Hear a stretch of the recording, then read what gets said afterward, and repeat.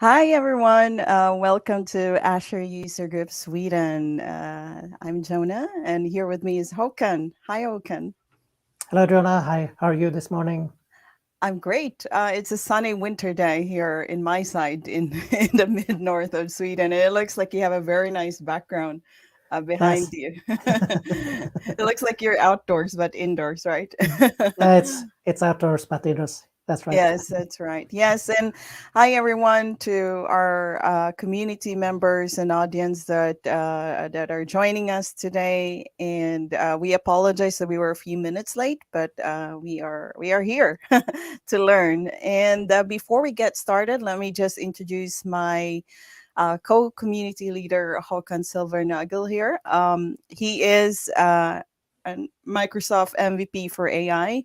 He works at Miles as a manager for big data and AI, and he is also very active as an international speaker, community leader of different communities in Oslo, AI 42 and AI School, and even in Norwegian.net, and also Azure User Group Sweden. So yes, so it's an honor to collaborate with Håkan for the past years in this user group. Yes, and I also have the honor here to introduce Jonah. So Jonah Anderson is the founder of our user group. And in addition to that, she's a lot of other things. She's an Azure MVP, she is a blogger, she is a mentor, and she's also a podcaster. And she is a frequent speaker both at meetups such as this, but also on big international conferences. And she is working as a senior cloud and DevOps engineer. And she's also an author. She's writing a book that will come out later this year. Right, Jonah? Yes, that's right. Learning Microsoft Azure is with Rayleigh, so I look forward to share it to the community when it's out. So yes, thank you so much, Håkan, for the nice introduction. Good introduction to those that are new in joining us in our stream today. And our guest speaker today is also an MVP, Microsoft MVP. So there will be three MVPs on this stream today who will be sharing us about Azure Databricks for engineers. And Yes. before we bring him to stage and introduce him, let me just remind everyone about our code of conduct for this community. So we would like everyone to be respectful and be nice and friendly. Listen and be thoughtful. Seek to understand and not criticize others. If you have ideas and you're curious, ask questions or share, and be inclusive in your comments or questions. If you have questions or feedback of our code of conduct, feel free to reach out to me and Hovkan on LinkedIn or Twitter, or you can also check out the GitHub link that you see on the screen right now. And also, we will be sharing learner badger from Microsoft Azure Heroes. So if you have your phones with you, you may claim your or collect your learner badger from Azure Heroes.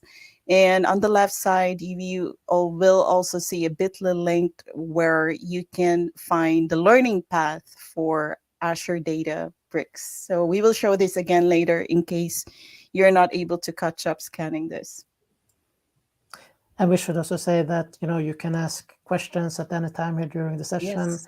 But in addition to that, we are also offering you a chance here to speak directly to our speaker after the session. So we will arrange a Zoom meeting. So we call it Fika. So that's a very informal meeting where you can speak to the speaker and ask any further questions, or maybe you have some more detailed things that you want to discuss. Yes. So we will give that link out to you at the end of our session today. Yes, thank you. We do have friends saying hi already. I see Håkan Aditya. We have Alan Strand from Oslo saying hi. And we also have Me Spice from Sweden. And also Stefan is saying hi. And also Tommy saying hi. Welcome, everyone, for joining us today. Yes. Yeah, so then I think it's time for us here to introduce our speaker for today. Yes. So let me bring him on stage. Meanwhile, I can do a formal introduction here. Yes, that's right. So we have Usama Wahab Khan.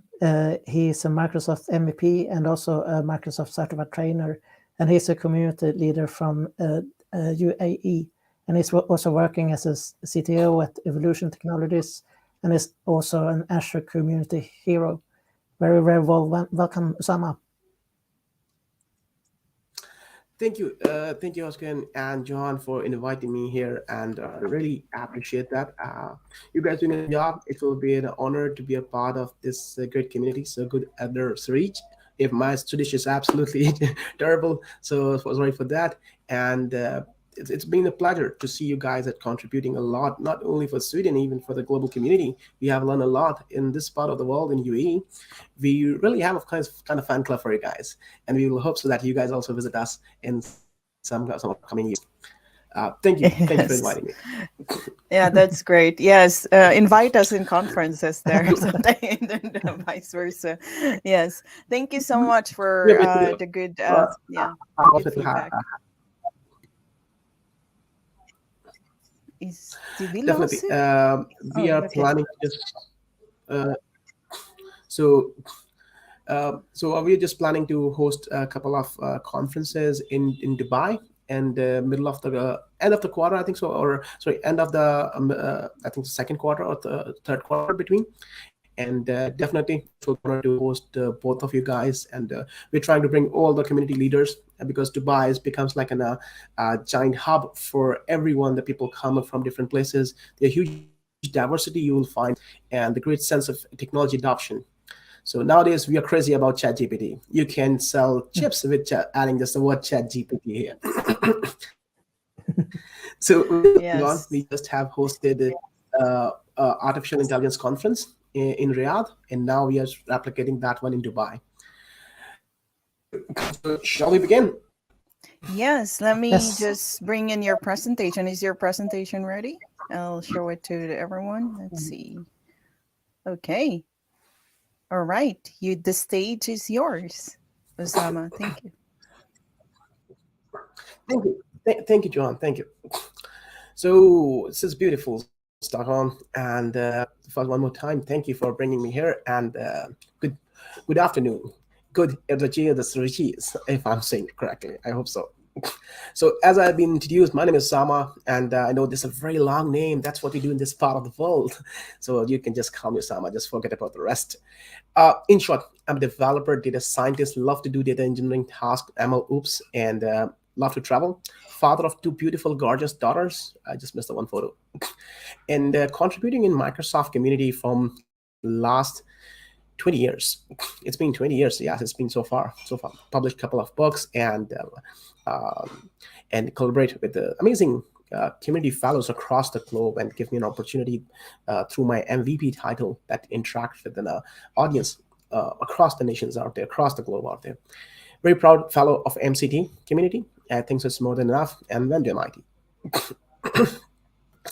So as you guys know from the title of this presentation, this particular presentation or today's session is heavily focused on one specific task of data engineering. As a data engineers, we basically work with several of areas. Data engineering is like a Swiss knife, that have lots of tools to bring it out there. And one of the most important common tool that you see, if you ask me today, that's one of the prime goal or prime task of focal task of data engineers is ETL processing. Data engineers are responsible for some advanced tasks, implementing data security, integrating with the solution architecture, collaborating with other roles in a project. Also establishing infrastructure to basically support all those kind of analytical processing that might need it to be produced for data science or data analytics teams. But the more often, the more important task that you have seen that will be basically end up in the basket of data engineers is ETL processing. And today we're going to talk about how we can use Azure Databricks in order to build modern and scalable data pipelines. It is huge. And we are generating data on an exponential speed nowadays. If you might be get surprised that all the data that we have in this world till now, 85% of the data, 85% of the data has been generated in the last 2 years. It's really mind-boggling that all the data that we're able to collect till the whole history of mankind, the 80% of data has been collected in the last 2 years, and which include pandemic. So it's really amazing to see that how fast and how quickly we are generating data, how much data we're generating and able to process. So I quickly, first of all, start with some fundamental concepts. Then I'll just dive towards ETL processing and what this whole fuss is all about. Now you guys are thinking, I heard about the chat GTP, large modules. So all those machine learning models, all those analytical solutions start with the data where it's actually its core, where it's reside in some other systems, some ERPs, some softwares, and or some random resources in a structured form, which is absolutely not usable. We as a data engineers extract those data that their source systems will not have a load when we try to use them and will not affect their integrity. We extract them from an original source, dump them on a staging, and then transform it to make it usable for target. This target is a load situation out there. This target, it can be a data set available for machine learning model training. It can be available for some other kind of advanced analytics that can be done by data analyst teams out there for graphics and for visualization and the Power BI kind of things going on with it. Or it can be available for event-driven mechanisms to furthermore analyze in other applications. So once data is being loaded, it's available in its most purest form that can be easily queried, that can be easily accessed, it can be easily used for business rules out there. So ETL stands for extract, transform, load. Extract, transform, load pipeline collect data from various sources, ERPs, source systems, file systems, batch processes, and even nowadays we are collecting real-time data as well. And then we transform them according to business rules to load data into destination store out there. That can be data warehouse, that can be might be in memory tables, or that can be might be in some database, that can be available for just structure and some kind of file format where that machine learning can take in place. So literally, these pieces keep going on out there.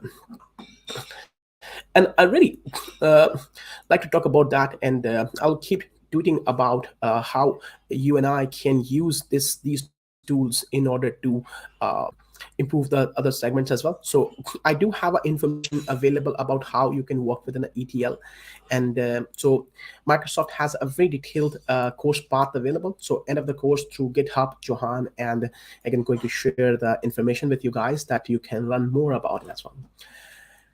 Since we move on a cloud, things have changed. In past, we done lots of ETL things. We try to extract the data from ERP systems, databases, and file systems, and then basically put them on a staging.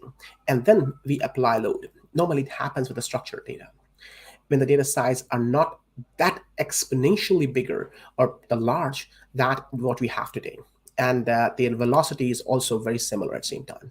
Now, the data is coming from so much variety. Data is coming on so much velocity. The velocity can be in a very high or in very low. So latency can be possible. At the same time, the computation cost. Since data is humongous, we try to store those data in a distributed architectures like HDFS, Hadoop, data lakes kind of architecture. The data is being dispersed across multiple nodes.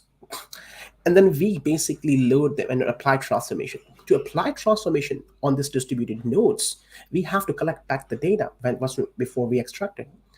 So first we extract, we dump in a staging, and then we collect again to apply transformation. And after transforming it, we put them into the actual stores for the load out there. In order to optimize that process, especially in a context of big data, we moved from ETL to ELT. where we're extracting the data and load them in memory and apply multiple transformation at once and make our data more refined, make it usable according to business rules so it can be compatible with the destination, with the target for machine learning, for analytics, or whatever the purpose of that data need to be served, reporting, and etc. And that whole concept is being reimagined in a concept of ELT. It's a very, very confusing terms out there. The process will still remain similar, but not the same, because here we try to extract the data and load them in fast in memory, and then we try to perform transformation.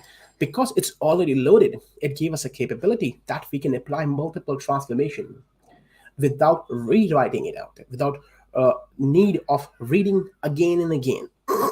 In Hadoop, in a big data architecture, we basically get the data and put them in smaller nodes.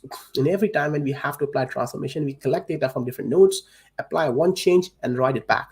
And then wait for the next change to be applied on it. And then we collect it again and change, and then put it back, which is time-consuming, cost-heavy, and there are lots of limitations around that. This module of ELT really transformed the way we work and how fast we can work out. If we try to imagine today's modern data pipeline, so this is the one simple reference architecture that can give you a little idea that what this is all about. If you want to imagine that thing in the world of cloud, specifically Azure, we are now dealing the data that's coming from structured sources that can be like databases, applications, and also some log files, some telemetry, some media files, even some image files nowadays. And we use the data for the first thing we need to ingest the data. So we're using various tools nowadays. Most common tool that you use in Azure is a data orchestration engine that we call Data Factory. It's a big brother of SSIS or Informatica that lives in a cloud scalable service.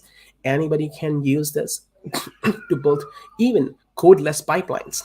Even the codeless pipelines are possible. And this is a graphical interface for designing data pipeline and monitor them. It helps you to connect multiple kind of components out there. So once you extract the data, it has a built-in qualities or built-in facilities available that can help you to ingest data from various endpoints. And then Microsoft have a very scalable store for data analytics, or a heart and soul of data analytics. It's Azure Data Lake Storage, radical, massive object store, massive scalable object store, designed and optimized for data analytics. And here our engine, our beloved engine, Databricks comes in. Because since the Azure Data Lake is a Hadoop compatible, they can also talk to Spark. The best part of the Spark is that Spark can bring the in-memory processing power with multi-distributed cluster architecture at a very high scale. Regardless amount and size of data that you're dealing, Spark really can play a very vital role. And because of its in-memory processing, we can do ELT kind of things out here. And once we're able to load the data and transform it, then we can put the data back into either Microsoft Synapse Analytics. Also, then you can use the serving layer. We can directly ship the data to Power BI, in fact, from Databricks. So Power BI also have an integration available with the Databricks to analyze data from Delta tables. And also for the applications where we want to just ship more information, we can write data into Cosmos DB as well. And this is just fan out concept.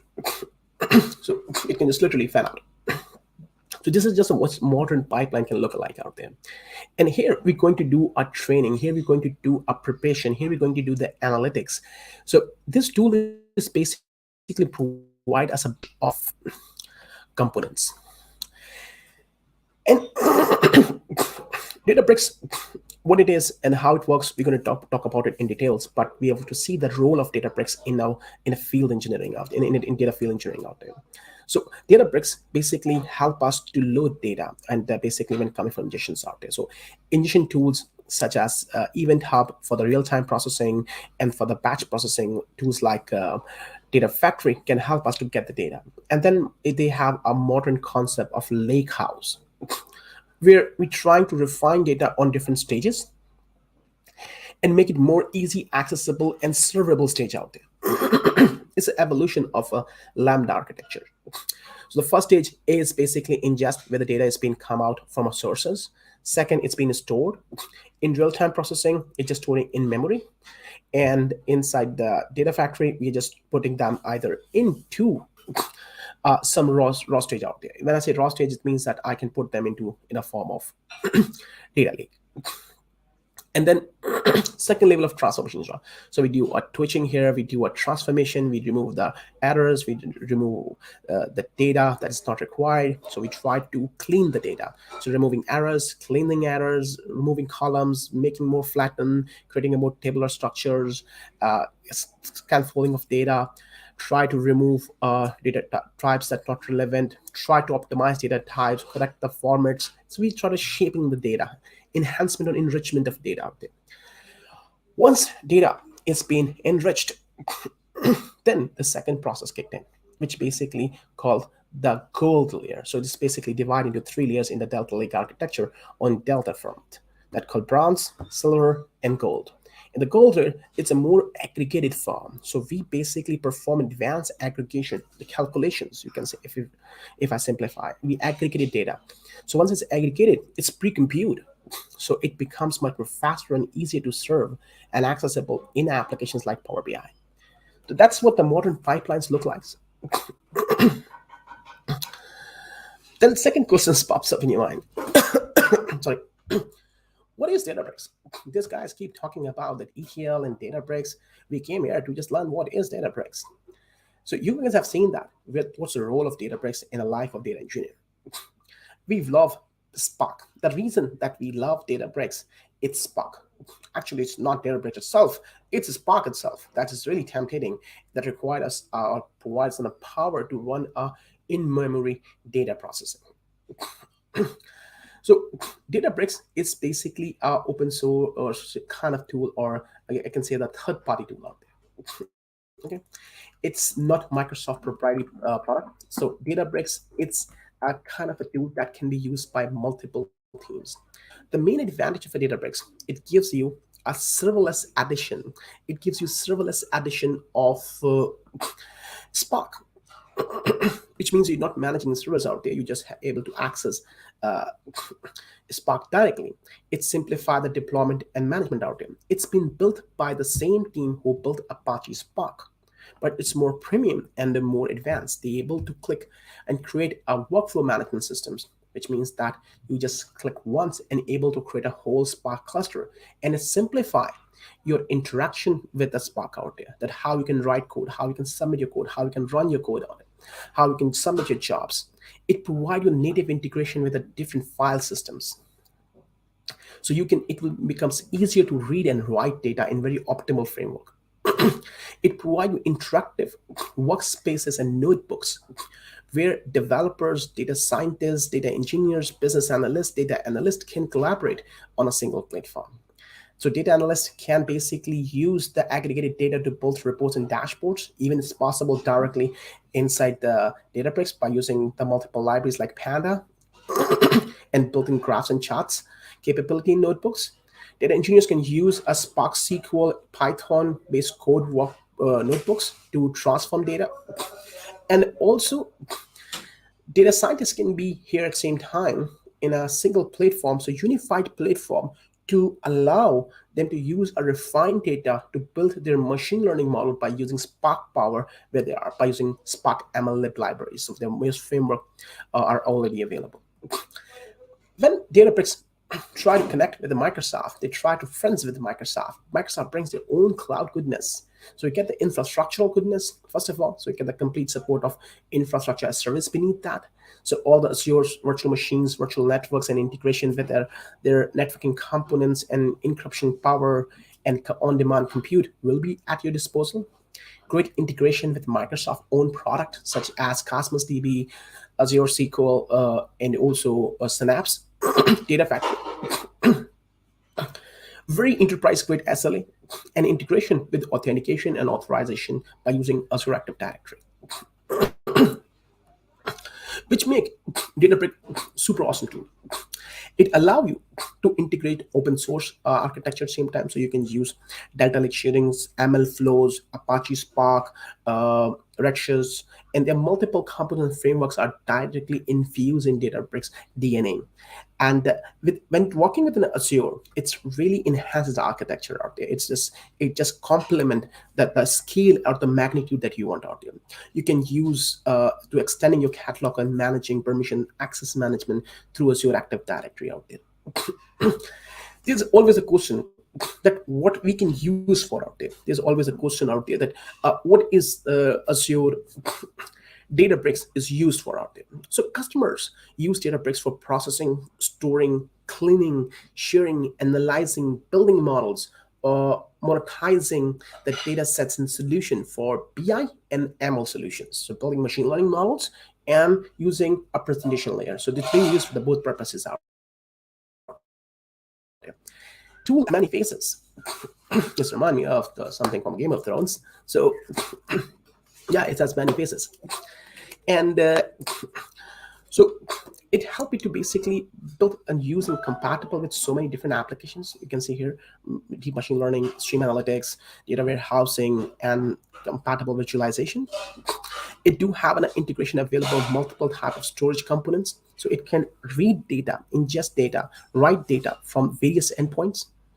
So structured data sources, such as SQL, now it's called Synapse, or real-time data sources like Kafka or EventHub, Hadoop sources like data lakes, or blob storage. So it have interactions available with these components out there.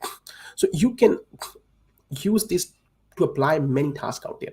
And the multiple engineering teams can basically participate. Data science team can use ML lib libraries. Microsoft has something called machine learning libraries. So you can build machine learning, experiment in tracking them, and use in-memory processing. At the same time, where the data engineer can provide you a transform data. So data is available for you, so they can collaborate on a feature engineering side, okay, in a workflow of data science.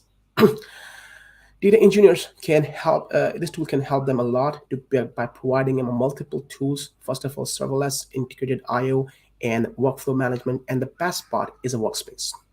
They have a capability to run Python, Scala, Java, Python, and SQL. So they have lots of languages and tons of open source and Databricks libraries that can help you to create a phenomenal transformations and enrichment of data.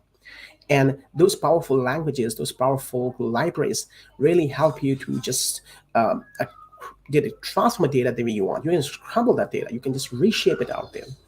And there are other people's may interact out there. So this can be treated as a feature. You can say the feature store in a data engineering perspective. It is integrated with the GitHub. So everything is declarative. So it's completely compatible with the CI/CD pipeline, or I say MLOps, the buzzword. So that's the most common use cases out there.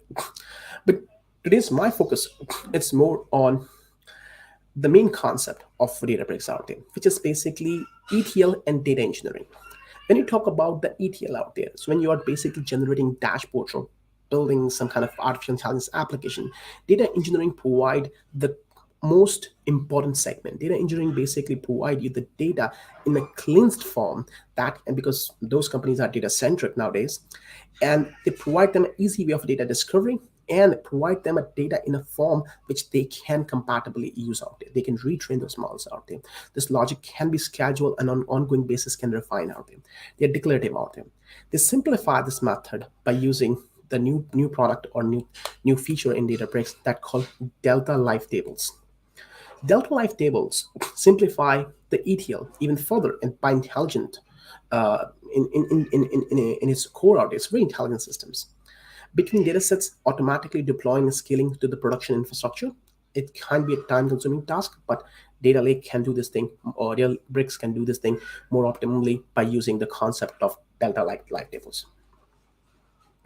They also have advanced and customized tool for data ingestion, which including Autoloader, that allow you to ingest data with quick scalability in mind. And it's kind of like an idempotent tool, which means regardless number of time you run that tool, it will generate the same results with the same consistency out there. It will not change things out there.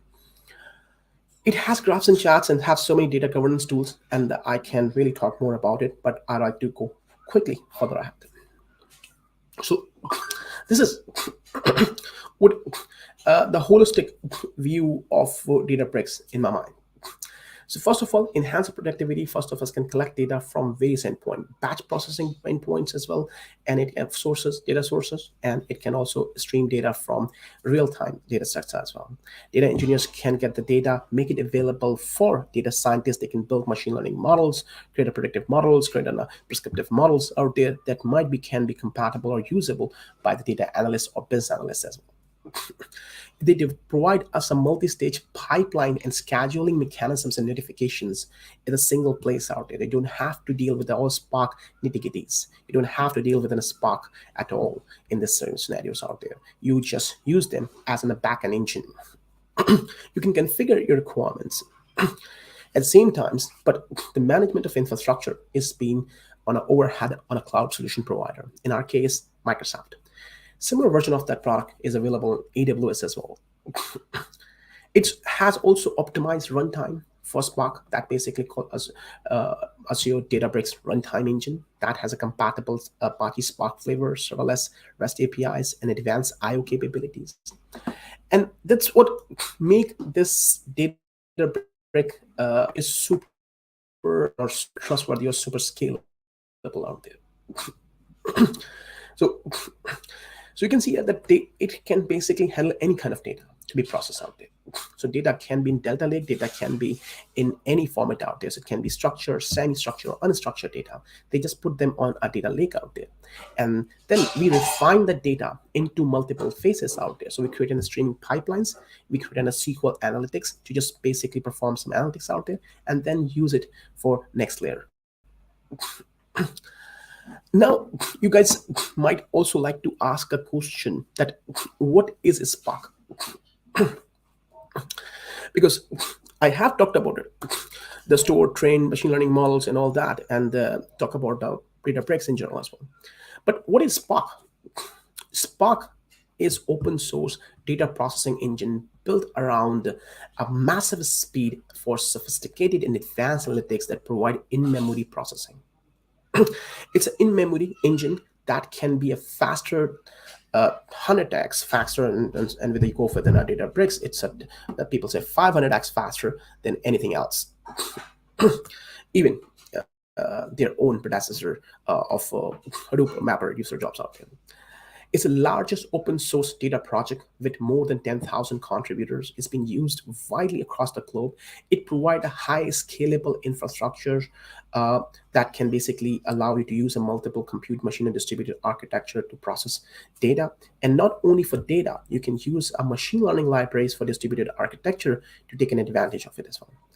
It allows developers, data scientists to work along the same side out there. So it will support multi-language, Scala, Java, Python.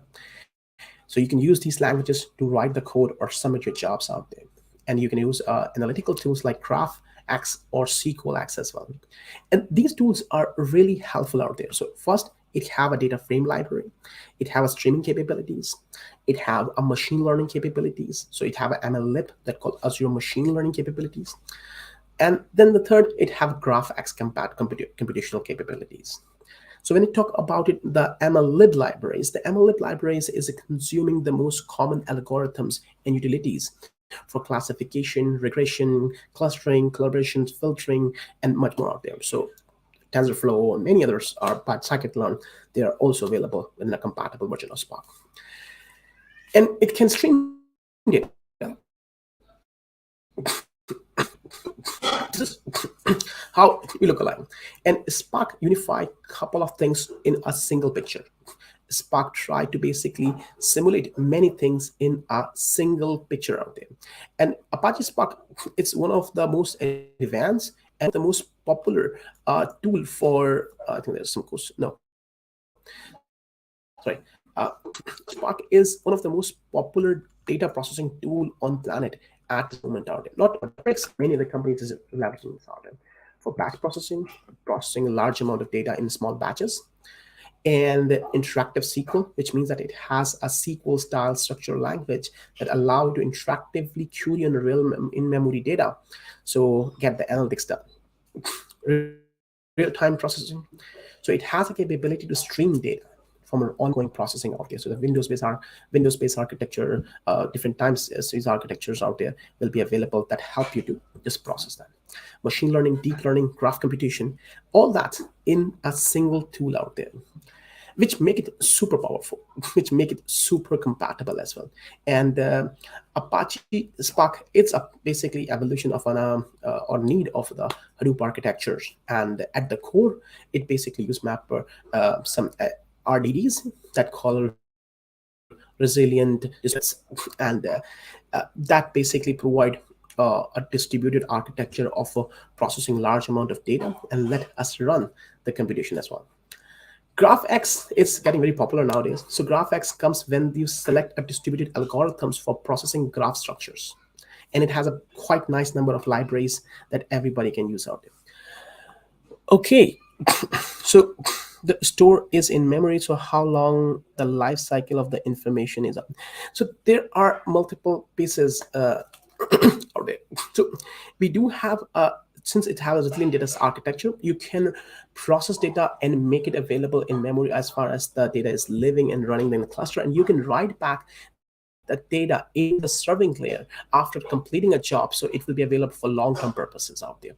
So we use that one for the processing. As long as the Spark clusters are spinning up, we have this data out there. And we can dump that one and reload them as well whenever we need it as well.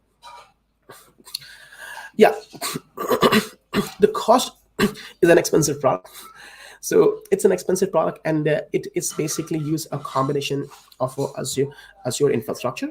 So Databricks is also using their own licensing. So you have to pay for Databricks license along with the infrastructure that you use beneath Databricks, like computational cost from Azure VMs and working ingesting and increasing across data at how much data is coming in and out from Azure, and where it being consumed. So the cost is really very in this particular segment out there. So it do provide a structured streaming. As I say that the data will be available in structured streaming, and it's same as Spark, like Snap and so data will be available in memory for sure, but it can be really right back into the very optimal way of aggregated data can be right back as well. So into the some other systems or on some files as systems as well. It's very compatible within a Avro format and a Procure format, which basically allow them to write data on the file system or a distributed data lake in order to, if you want to process further or you want to resume the processing as well. And so, or you can just put them into serving layers. So if we try to sorry and just to be clear that the data is the resulted data when we talk about it. So Databricks runtime, it's something that add value on top of Spark. So you have a proper Spark, and Databricks it's add its own runtime. And Databricks runtime, it's basically designed for cloud optimization and infrastructure in best practice implementations, which optimize its IO as well. So it add the optimized layer for IO, for data processing and reading and writing purposes out there, in and out purposes out there, that called Databricks IO. That's basically the power that make it Databricks so fast as compared to general Spark processing out there. According to Databricks, they say it's 5x faster. So you can process a same amount of data in fraction of time as compared to what you can do on Spark, because of this optimal behavior of data distribution architecture they created for Spark through Databricks IO technique. So in a general world of machine learning project, so how it works is first we basically ingest the data into Databricks store, and we have a Delta Lake tables. We also have a file systems. We can also link these tables outside of the data lake as well. And once this data is available on the machine, we can use this data for feature engineering. So training the data might be perform some sort of basic ETL here. Okay, so we're doing a feature selection, we're doing a feature engineering.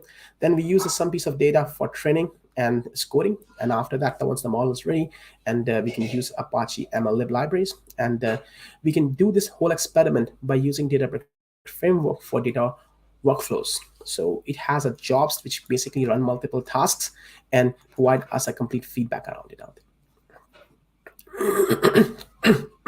So it's unified the whole architecture It just unified the whole architecture, so developer can mix match a different kind of processing in a same application with a common requirement for big data pipeline. It provides you the great data frame library, so it's built on RDDS, and it has an improvement on the actual Spark cluster, which basically dominate the cost optimization as compared to Spark.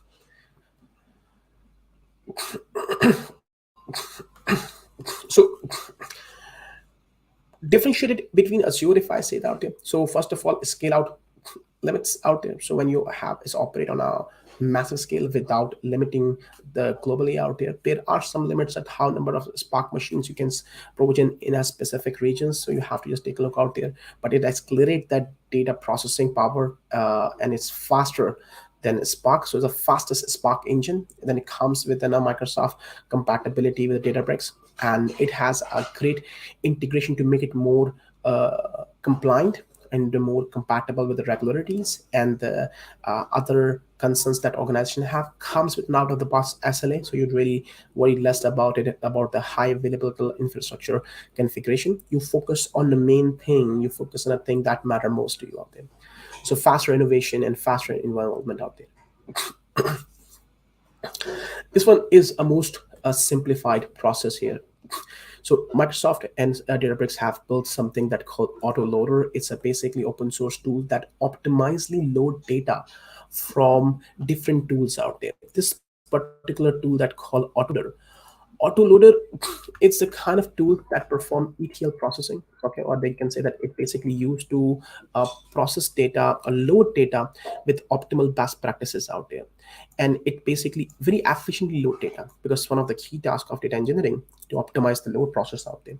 So Autoloader incrementally and efficiently process a new data files that arrive into data lake, and once data lake files out there, it use the new data and put them in processing them into the Databricks. So only the delta will be processed, only the new delta will be processed. So, and it's do this thing in a very optimal way, in a very recursive way. And it's not compatible only with Microsoft. So you can use S3, you can use GCP storage, you can use Azure Data Lake, and Hadoop compatibility as well. It supports data compatibility with the multiple type of file formats like SVC, Procure, Avro, and OCR, text, binary files, all of them out there. So Autoloader basically discover the files and then read the persistent metadata, and the metadata is just like in a small file that have a key pair value, and from that file use is basically to determine that what particular set of files it have to load out. It doesn't read a whole file, it just read the header of the file, which basically provide them a small metadata information that just use that what piece of files or what segments of files that need to be used in order to just get the new coming data. In past, we don't have that mechanism. That's why we load the whole file again. So when we have to process more data. So, and Microsoft integrate its Event Hub, which is basically the serverless edition of Kafka, and that for the real-time streaming. And here is our beloved Delta Lake architecture. So Delta Lake architecture help us to raw data, aggregated data, and not aggregated means the transform data, and this one is an aggregated data available for serving. So the purpose of me showing these advanced segments to you guys, or these reference architecture, to envision, to just understand that where we are coming from out there, and how we can use this tool out there, because this tool can be used in so many different formats. Today, it's very popular with its own Delta Lake architecture because it's combined both layer, reduce the computational cost for streaming and processing of the batch data. It allows you to ad hoc queries. It allows you to use for analytics and machine learning at the same times, and it has multiple advantages. So this one is a more enterprise architecture, where I can see the Delta Lake format architecture available, basically leading in data from data factory, and the real-time data coming to Databricks out there. So it loading the data from 2 points, one from real-time streaming, second from a batch storage at same times. And they will be available again in a bronze and silver and gold tables here. The gold tables, once it's basically processed out there, and then it can fan out. It can give to the application that you can use by the Kubernetes. It can be used then from Cosmos DB for the for serving layer and for highly distributed architecture, or just put them into SQL Server data warehouse or Synapse data warehouse, where it literally can be used for a serving layer out there, which basically can low latency and persistently available, more optimized for read queries out there, compatible for the long-term storage out there. And it's keep refreshing. It's a recursive cycle. Okay, this keep happening, might be every seconds, every minutes, or every hour. The schedule basis or real time can continuously go on.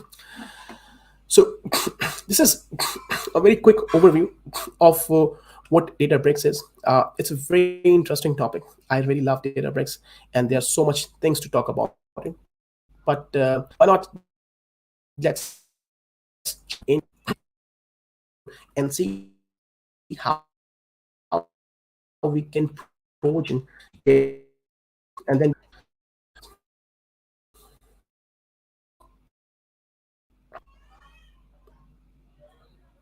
come on, too fast.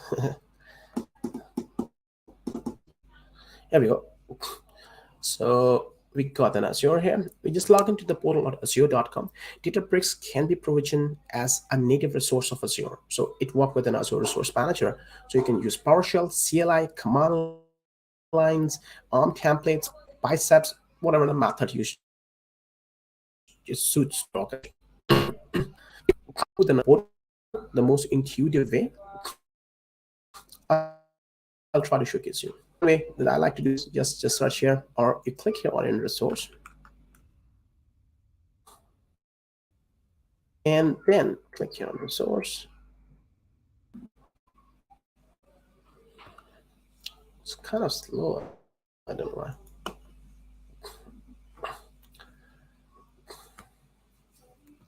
It's terribly slow.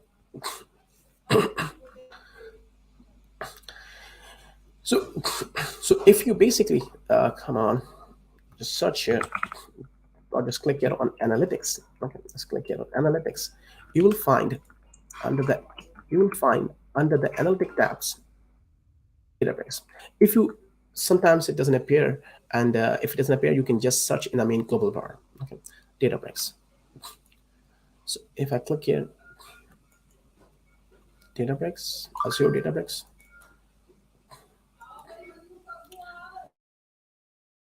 The whole Spark is by default infused here. There's something goes wrong.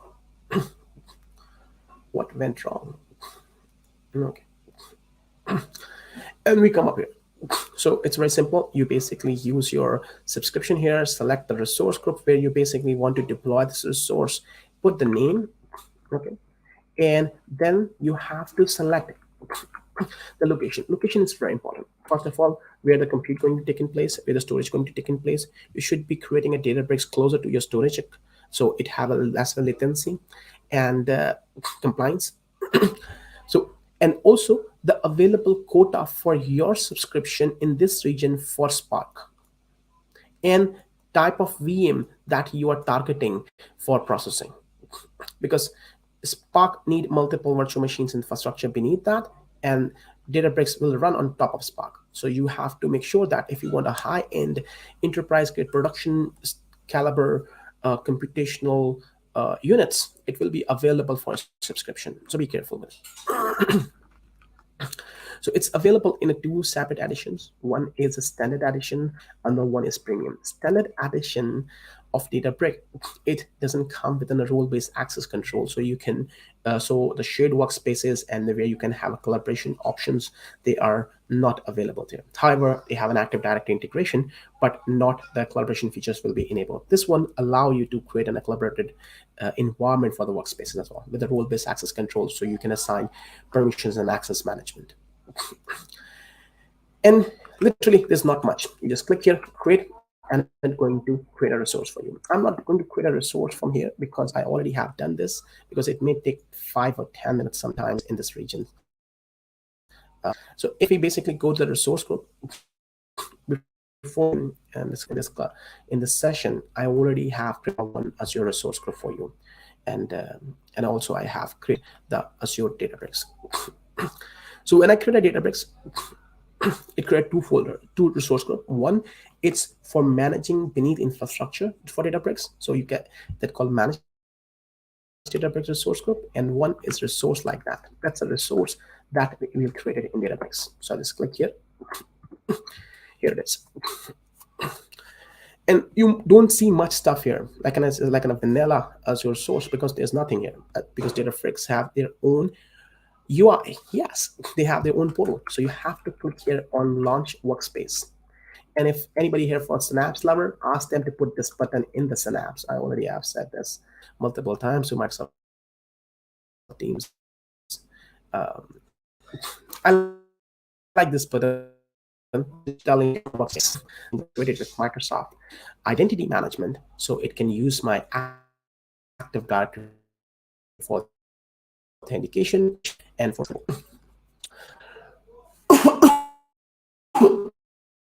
sorry.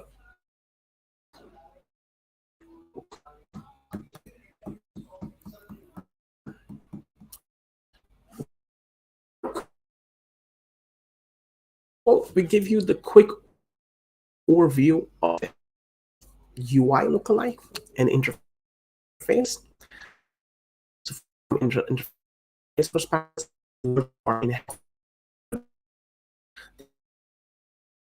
different from that.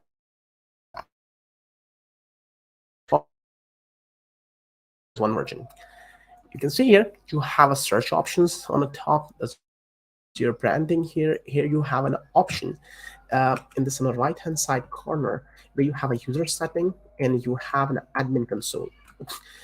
So these two areas, sometimes you need it for getting the tokens. For example, if I need to provide any settings that is related to user specific or API context out there, I have to come here. So if you want to interact with an API through API, like integrating with let's say Databricks or might be with an event hub, or you want to just integrate that one with an any other mechanisms like Synapse, or you want to integrate that one with with the GitHub, you can do all that. You can also integrate your repository management. Every code will you store here, it can either save into Bitbucket or GitHub, or you can see the bunch of options are available as your block commit. So you can really use a complete CI/CD pipelines here. And there are some editor language settings are available here. So this one is kind of a hidden features. Many people always struggle to find this. So just remember that it will be under your username, and here you will find under user settings. Admin is the Spark manipulations. So we'll not go there for this particular ones. It's just creating a group and assigning that what they can do in roles. This particular segment is only available in premium capabilities. On the left-hand side, I do have an interface that I can basically select from machine learning, data engineering, or SQL. I have machine learning and data science. So this one is optimized for data engineering. Come on. So now I'll just going to click here to the workspaces. Workspaces is basically like a shared workspace where developers and data scientists can collaborate, where you can create multiple users and access. Like I have created one, I can assign a permissions to this workspace, and I have a complete access management. I can import notebooks here, scripts here, source files, data files, to just make it a one place where developers can collaborate with the data scientists, and data engineers can create notebooks and work all of them together.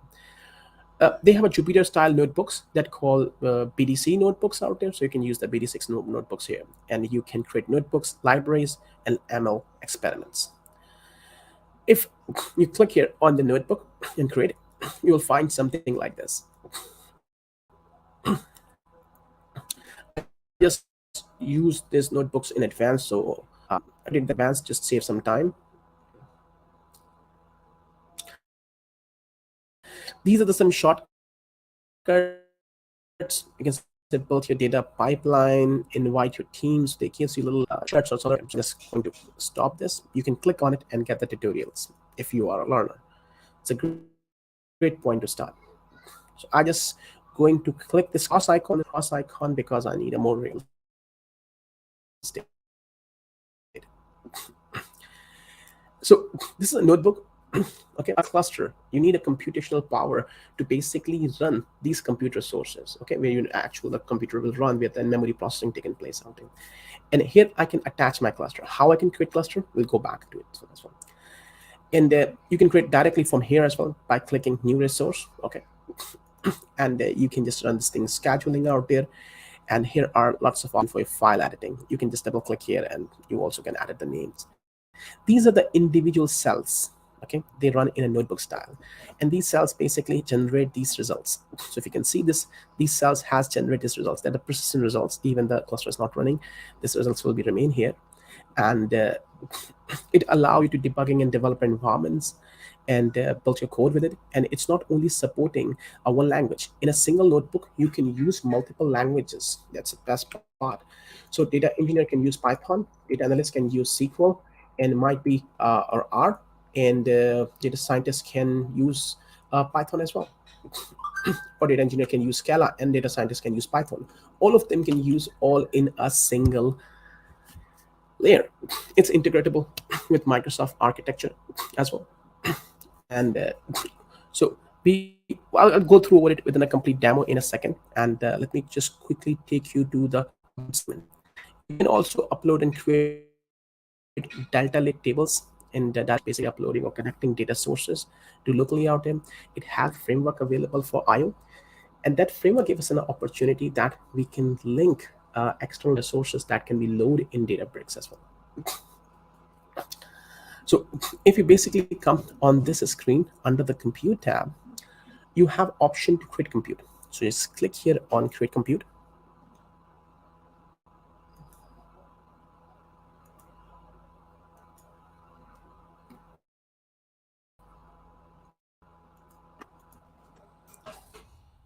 And this compute tab, I just already have clicked. I'm just waiting that it's going to be get added.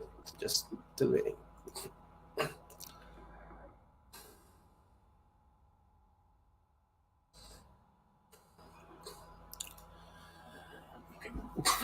So here you can basically define the policies. So you have an unrestricted policy, but for personal compute and different shared compute policies will be out there. Here you can decide the concurrency mode. So it's a shared mode or it's just for the single user. So decide the concurrency, that how the jobs will be processed around it, which user access you want to grant them. And here is the most important, the runtime. It's basically decided what version of Databricks you want to run. So I'm using here at the moment long-term support version of Scala 2.12 and Spark 3.3. And that's one of the reasons that we come here, not go to Synapse, because it support the all advanced and production ready Spark additions here. And here I can configure my cluster. That's all I have to do. How it maintained behind the scenes, it's their responsibility. So I can define number of workers, means individual virtual machines behind the scenes in a load balancer or scale set, and define how many maximum roles. And here are the options which is available for me. The size of virtual machines that I can select for graphic accelerated or based on your subscription and location. These options will You also have an auto scaling, so it means that it can automatically control the adding and removing instances as well, or you can define thresholds. Here you can define the 120 minutes of inactive time. So I have said that if the server is not active for 120 minutes, terminate them, which means this cluster going to be stopped, the in-memory process will be going to be wiped off, and but the data in notebooks will be saved there, and it can be right back into data lake architecture. So, and there are some advanced options. The moment you click here create, you will be ending up having a cluster running. Total active memory is 28 gigabytes, 8 processors, 8 cores, and the source is UI. These clusters can be created through API. This cluster can be created through scripts, so and through deployment processes as well. So you can also have a workflow. You can also find the workflows as well, and where you can create and flows for your organization. We'll come back to it and how we work with that one as well. So let's go and create some basic demo. So in order to do this, I am going to go back to data source. So I have a data here. I have upload a small data set just for this classroom demo. or just for this particular session demo. Let's take a look to my data. I'll go to in my data lake. This is my data lake storage.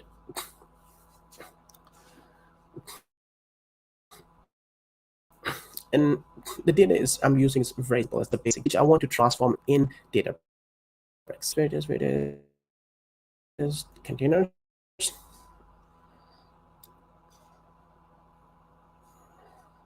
So this one is here. There's some radio data available, so I go for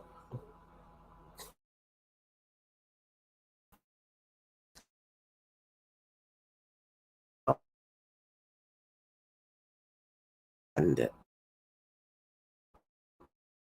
so you can see some session ID, subscription ID, login information, some genre. So that's kind of information you may see here.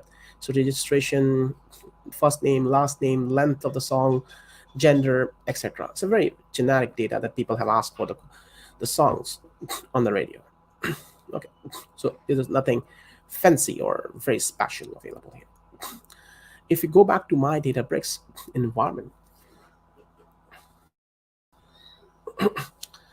okay, so here is basically I'm going to just adjust this one out there. So first of all, I'm going to create the keys. Don't copy my keys. FYI, it's integratable with Key Vault, so you can use the Key Vault, and Databricks also have a secret store as well, so you can use store if you want. So I'll just copy the key here. If you can see, I'll just call the data one. So that's basically the container name, storage account name. Here's a storage account name. Okay. And here I need an SAS token. Okay. Access token.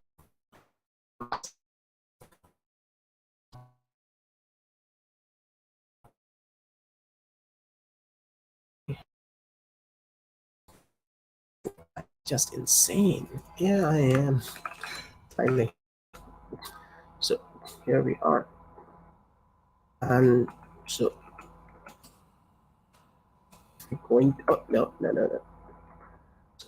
We're going to just, I just hit enter, so it just has. If you put a shift enter, it automatically executed. This is my new SAS token. I'm just going to delete the previous one.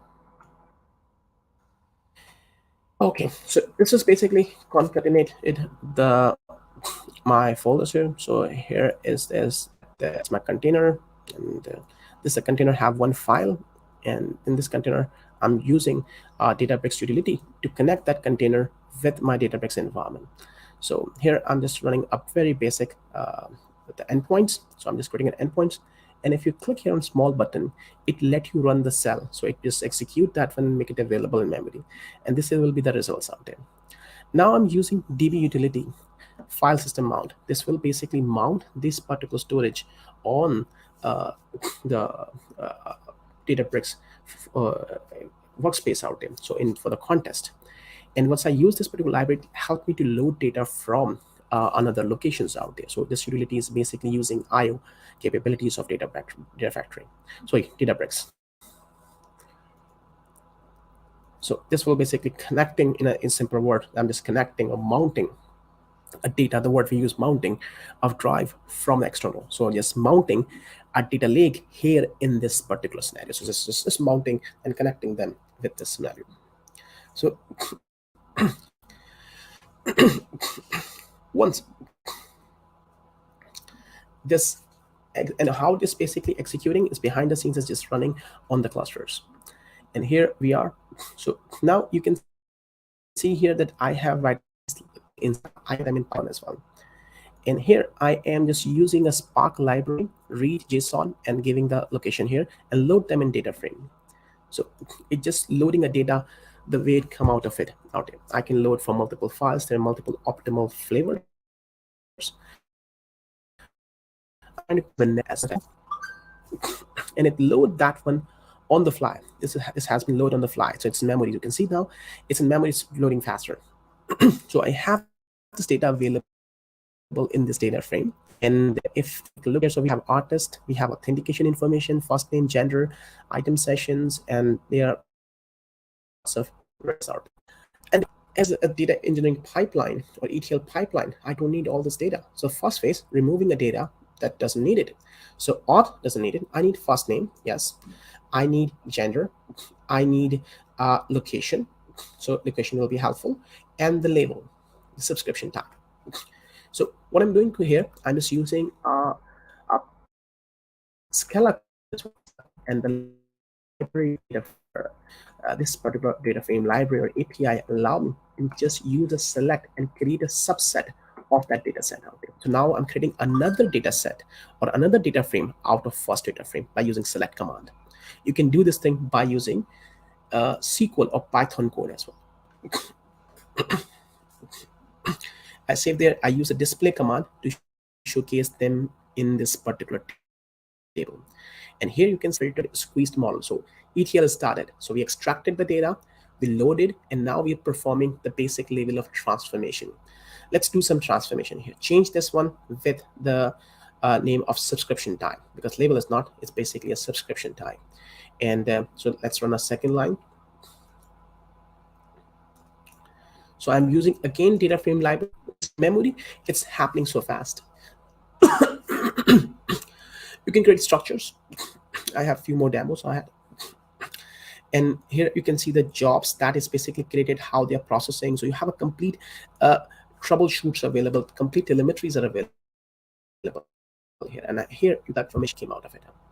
And look at here. Now I'm going to rename this. I'm going to rename this particular data frame. And so I'm just going to say create and replace the new data frame. So just click here. And now I will run the surprising thing. In the same sequence, I am running Spark SQL.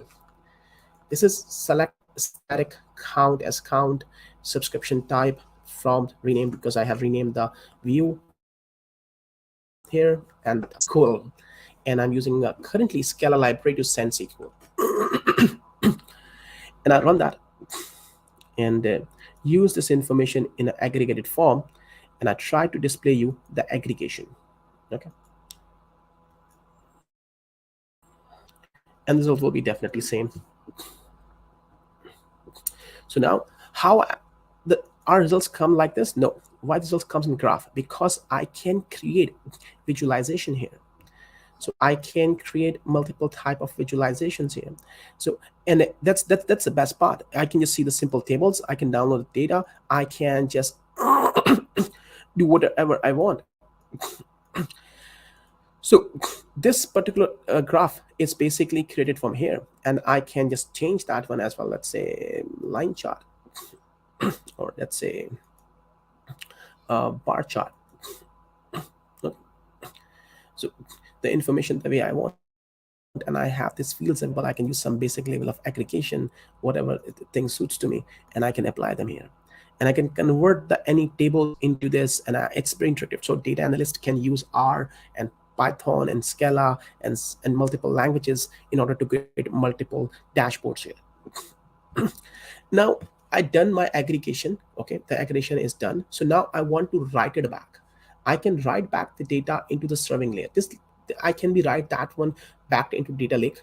Okay, in this scenario, I'm writing back to data lake by using a command line. Data frame have a built-in library to write mode override. So if it has anything, and it's just going to be partitioned, so it will be partitionally distributed, so optimally optimized for reread again in a Databricks format.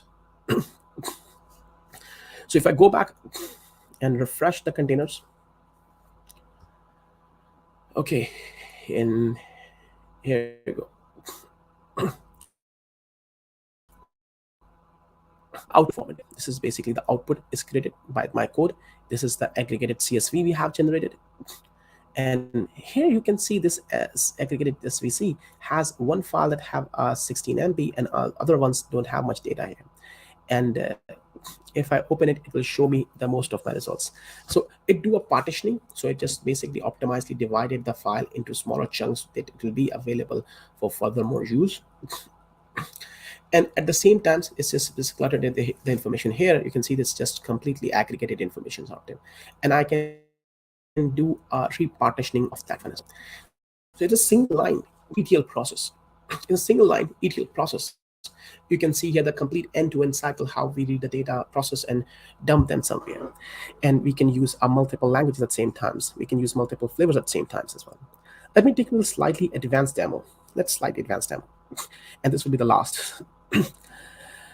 So first of all, we're using here the another data set. So if you use command line, so these are some sample data sets that come out of Databricks. So this is basically songs data sets out in, and I just use the display, utility, file systems, list the data sets. So I can see there are 3 files available in 2 folders, data 01, data 02. And this files is already available. So what I have done, I have opened these files and I apply the joins, and I can see the list of file attributes which are available here. I can see the list of file attributes, and then I just see the path of those files, that how those paths are available, and list of files that are available in this particular folder.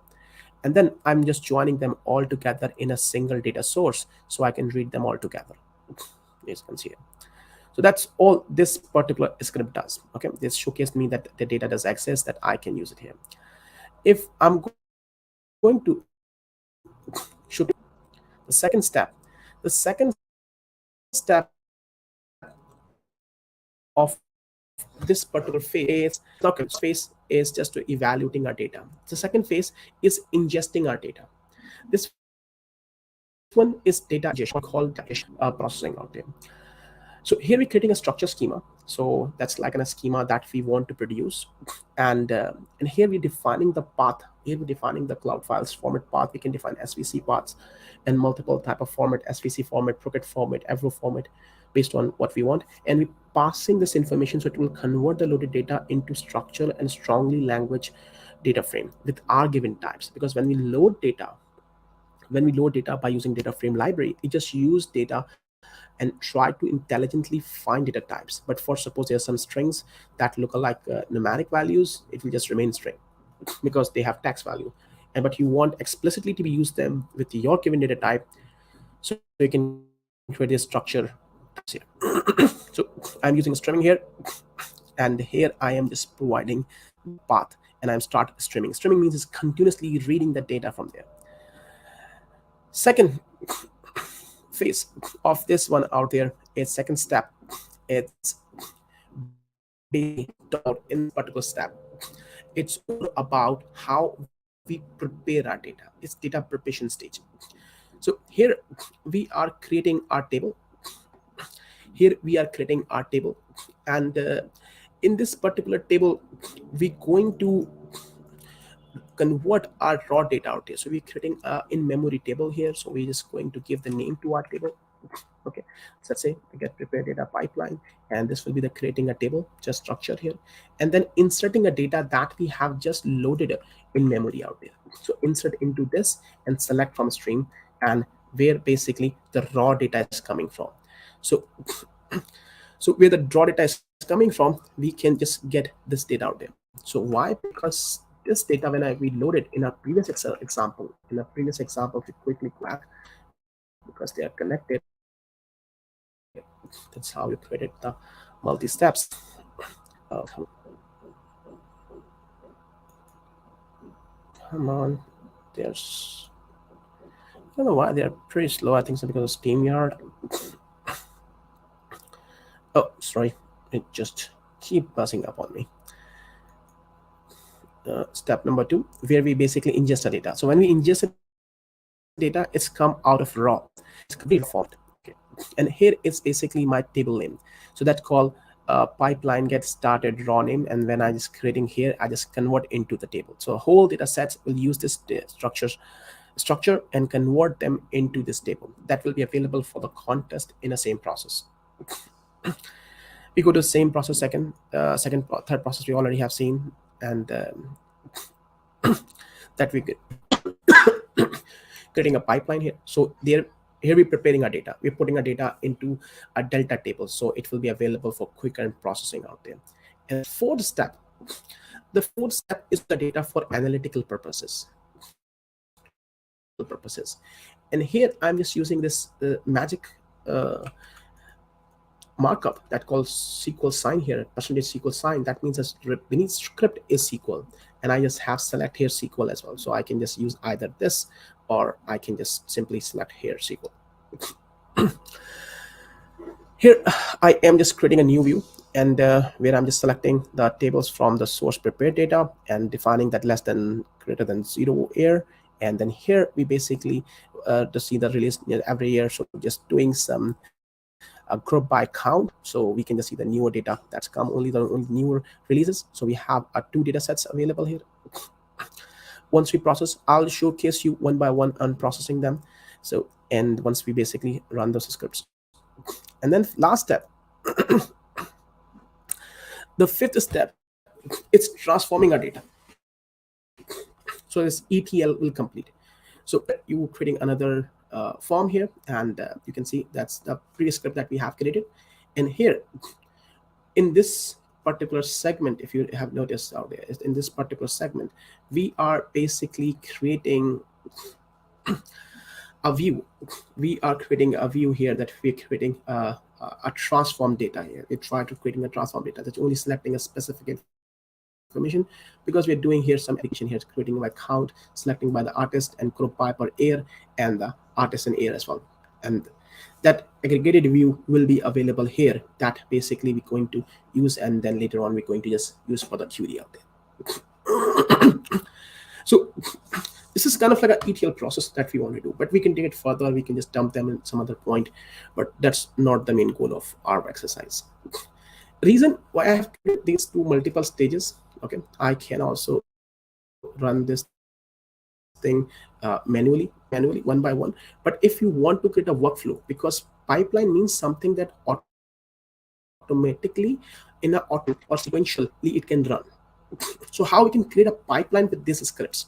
We have the task, we have these 3 notebooks where each data engineer will work on their given task, and let's run them one by one. So I run my first one here just for testing purposes, and then I'll show you how you can create a workflow with that one as well.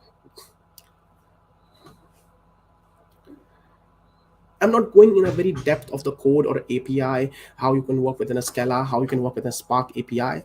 There's a whole big bunch areas out there with its libraries that DataFrame offer tons of facilities that you can use and on capability transformation that might be not possible in some other tools. So I can see that this task has been run, and this will be available on for screen. Let's run the second task in step number 2. So it's step number 3. Step number 3. Step number 3, where basically we are just preparing the data. We already prepared the data, and we're just ingesting data. Remember that. So I'm just putting them into Delta Lake tables, and this will be basically executing. So the first phase was just creating a structure. Second phase is basically preparing the raw data and writing them into Delta Lake. Here we are writing back into the Delta Lake. And I have only 2 machines. So you can see here the number of rows of active, and it's put them in Delta Lake out there. I can just download this one as well if it's needed into Frame. And now I'm going to run the 4th step, because step or the task is out there, okay? And I'll show you how you can connect them through automation. Here I'm running my SQL script. It's a very vanilla script. Okay, let's run this script. And from this, basically we're performing some aggregation. Here you can see the aggregation is came out of it. So I can see the airs and number of songs by individual artist. That's fantastic. And the 4th and the last piece is basically the last step is just using that one for the more query out there. Just using that one for 4 more aggregation. It's a similar thing that what we have seen earlier. So first query will run, show us a sending order, cool, same results. And now we are just going to summarize them more out there. And we also limit them within 100 as well. So here we are just creating a new view. where we have more summary out there. So you can see that in this particular summary, we have artists, we have tempo, we have the pipeline here. And because we just get this information from here, and now we are using danceable songs out there. So based on this number of size of tempo, we can also. So because this one is getting from prepared data, the data frame that generate this one as well. So we have two data frames that we use here. One is for prepared and one is for transform. So this one is transform, which basically provides a number of songs by the individual artist in each year. This one basically provides us a danceable song, which means that they have a larger, higher tempo, so we can just move our hips on it. So that's not a big fun part. You can see here that's very fast and very quickly is applying these things out there. How you can orchestrate that one in a pipeline. You go there and click here on new under the workspace, and you will find here option for the job. You click here for new job. Sorry.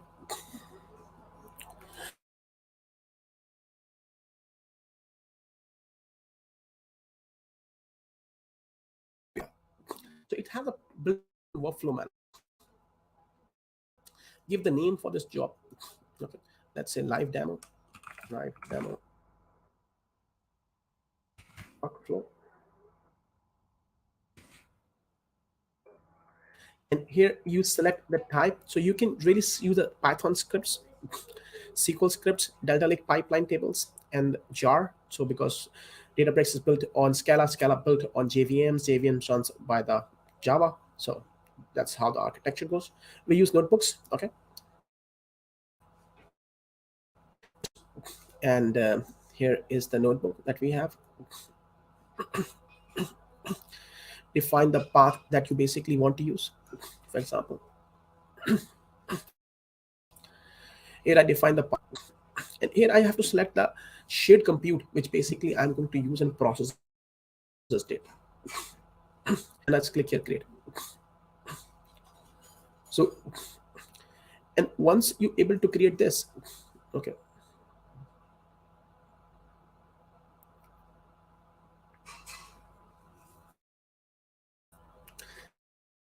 That's a first task in the pipeline. It can build a pipeline. Let me add another task here. If save sometimes, I already have add one workflow for you. This I can demonstrate. Okay. When I click here on this icon workflows, and here you can find the ETL demo workflows. You can use this workflow from here. And I can just run this workflow from here. Okay, I can run and I can parameterize that one as well. I can monitor, I can schedule them as well. I can define and configure different gits. So it literally can use so many things. I can just click here, run. It's going to create and process. You see, these are three tasks they're going to run: ingest, prepare, and analyze. So they run three separate notebooks in Databricks. But since we are in Azure, you might don't want to do this thing here. If you don't want to do this thing here, you do have an option that you go in factory. It's slightly a bonus round where we're going to conclude our whole session, because we already click run. It will take a little time to basically process this. And when you go for the data factory pipeline, have a direct integration with Databricks as well. Databricks is used for advanced ETL processing, in my opinion, or for Delta Lake structure streaming out there, where you have to basically utilize the combination of a batch and live data together in a single table out there. Data Factory is Microsoft product for data orchestration and data transfer. It helps you to build a data pipeline for orchestration, and it can also have capability for transformation as well. The best.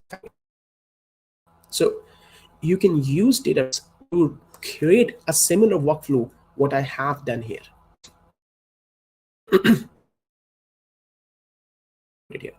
So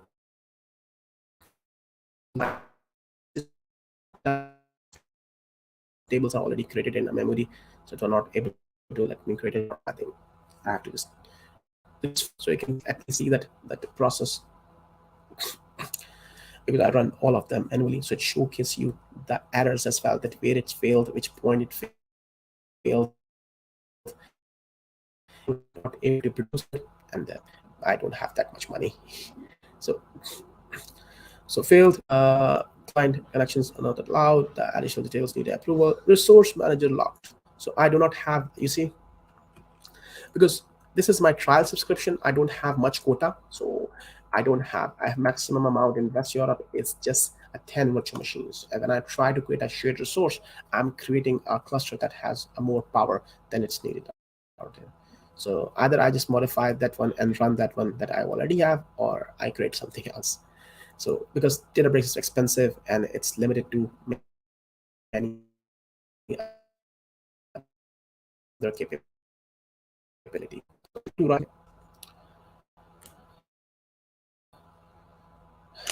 So this layout is very heavy. Teams are not.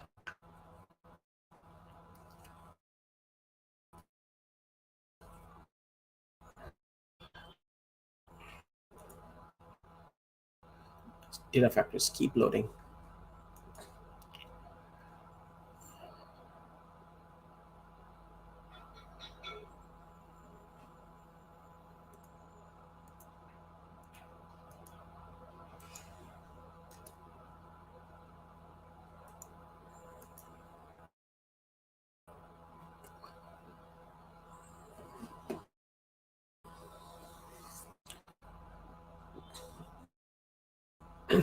It's very slow for some reasons. Might be you have to check the downtime, check the status of the service. Always when you see this kind of slowness, come on.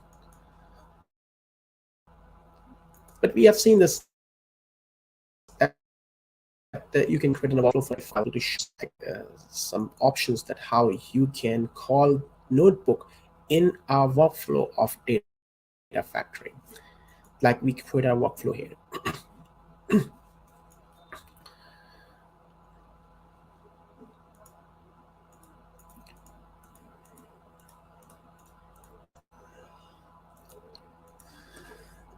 I'll close the data factory.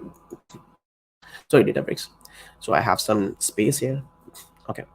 And here basically we can build a data pipelines. So if we go here in author tab, okay, and if I click here, create data pipeline, I quickly create a small pipeline here.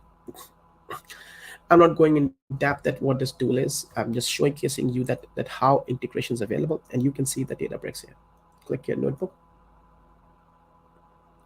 Literally just drag and drop. I'll just drag one more time. Why not? Oh, come on. It's damn slow. And here you can just go under the property tab and select the Databricks. So you click here in a link connection, establish a connection. So I just use my own subscription where I have my workspace available, and I will just use the existing interactive clusters. I can use the access token.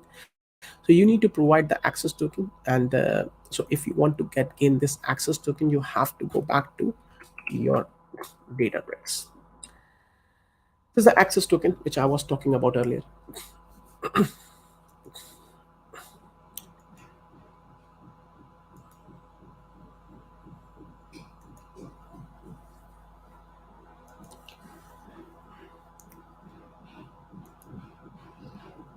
You can use manage identity, but access token is the simplest way, because manage identity might be not available in other form of Databricks, but in AWS. So will be different options. So if we go quickly under Sama's tab, go on user settings, and then you'll get the access token. Click here, generate new token, give the name, demo, one day, copy the token, it only comes once, paste it here. There we go. So everything is on plan. Okay. Okay. Here's a cluster that we have. Test the connection. Click here, create, and we are good to go then.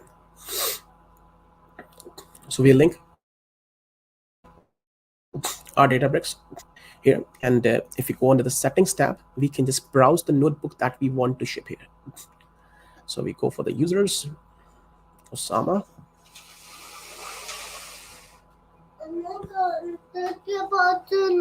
Okay, do you give me a moment? I'll come back. Wait a minute. I'm on the call. Say hi.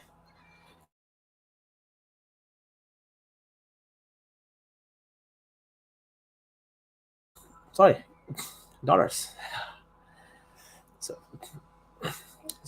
be here, and just let me just select the one piece here, the last one, because it will be it's still in the memory, and we able to just run directly from here.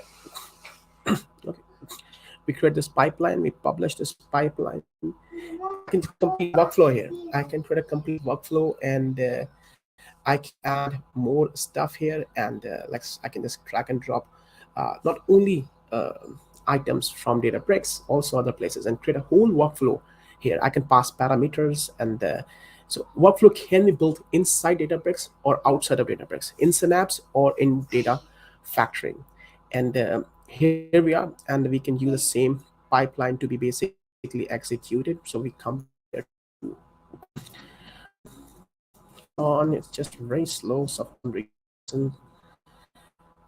Here we are. So you can just enable the debugging if you want, and in order to execute this thing for the testing purposes, or I can just add the triggers. So there's option here that add trigger now, and it will be basically going to execute this. And if we go for the run, so this is basically executing my pipeline. I can run on a schedule basis, multiple methods I can be doing out here. So I can call this one for here as well. I can just let this particular workflow to be executed outside of Databricks, because it's superly integrated with Azure, and it's very easy. It's very fast. I'm able to do everything whatever I want. Okay, so I have a great integration. I have a great infrastructure service support, and all the VM creation, all the infrastructure support as a serverless, I don't care about it. It will be provided by the platform. I can work with the multiple libraries. I can work with the ML libraries and transformation libraries and Python libraries. So I hope so. This gives you a pretty nice idea about it, that what's Databricks in general, how we can use it, what kind of use cases it can be useful for it, and why it's getting so popularity. If you guys want to learn more about Databricks, we're going to share lots of learning material over my Twitter handler and through Johan and my fellow co-leader of user group. So, and that's all. And if you have any questions, I will be more than happy to answer that. Thank you. Thank you so much, Usama. This has been really great, and I really appreciate that we got some in-depth demos here to show the real capabilities here of Azure Databricks. I think we've actually covered the questions that came up here in the chat. So let me just post here as a banner here. This is a link here to our Zoom meeting. So if you have any further questions, or if you have any comments, or you just want to discuss anything, you can just log on to the Zoom after we've finished here in a quick while here. But do you have anything more that you would like to say here to our audience regarding Databricks?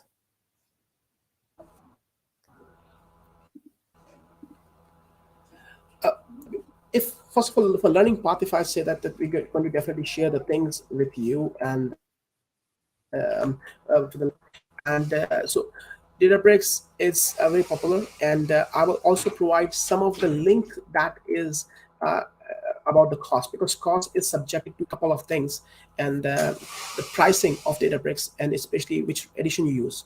If you're using, for suppose, a premium edition, so Microsoft use something that's called DBUs, Databricks units. Yes, Databricks units, what they call it, and it's $0.30 per hour, so, or $0.30 per DBUs out there, and then the running cost of actual computation beneath that. So there's some cost you have to pay to Databricks and the libraries that you use out there. So I'm going to put the Databricks official calculation options, where you can see that how you can evaluate the Databricks options. How can I pass this information? I can just put them in a private chat. Yes, post them in the private chat, and I will post them over here. Yes. Sorry, I didn't see the message. So, yeah. And that's all from my side. And thank you for giving me so much time, Hakan. And thank you, Johan. And thank you for all Scotland and Sweden community and around the globe for having me here. It's an honor. I hope to see you sometime other. And thank you. Thank you for that. Yes. And we also got some appreciation here from Tommy, who says, thanks for a great session. Really like the demo that gave a good insight on how to work with Databricks. So with that said, I would like to wish all of you a very happy weekend. And I'm looking forward to see you the next time. And also see you hopefully in the Zoom room in just a short while here. So thank you so much, everyone, and have a nice weekend.